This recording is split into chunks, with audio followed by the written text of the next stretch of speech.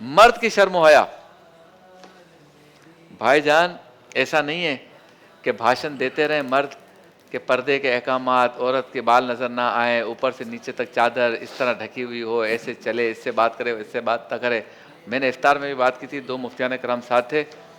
مرد بھی ذرا اپنے آپ کو دیکھ لیں کہ وہ کر کیا رہے ہیں. آپ اپنے گھر کی خواتین کے ساتھ بیٹھے ہوئے ہوتے ہیں، بہن کے ساتھ، بیٹی کے ساتھ، ماں کے ساتھ، اور آپ نے نیکر پہنی ہوئی ہوتی ہے.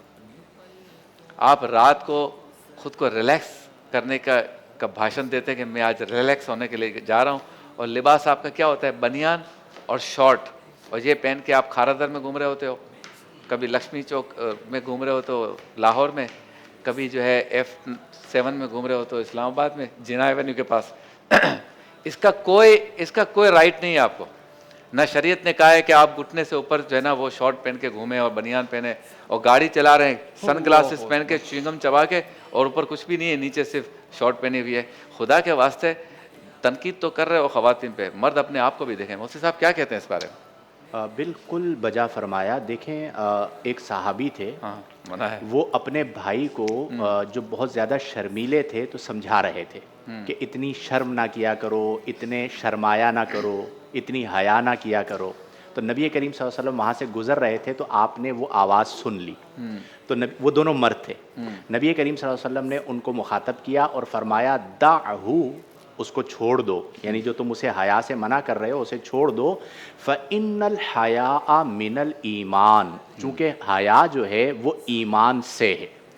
تو نبی کریم صلی اللہ علیہ وسلم نے جو درس حیا عطا فرمایا ہے وہ مردوں کے لیے بھی ہے اور عورتوں کے لیے بھی ہے. اور حیا بہت اہم ہے، اور اس پر بہت اہم ہے گفتگو کی جائے، کیونکہ آج ہمارا معاشرہ حیا کے ختم ہونے کے اعتبار سے جس مقام پر پہنچ چکا ہے اس سے پہلے نہیں پہنچا. اور حیا کیوں اہم ہے کہ نبی کریم صلی اللہ علیہ وسلم نے حیا کو ایمان کا جز قرار دیا.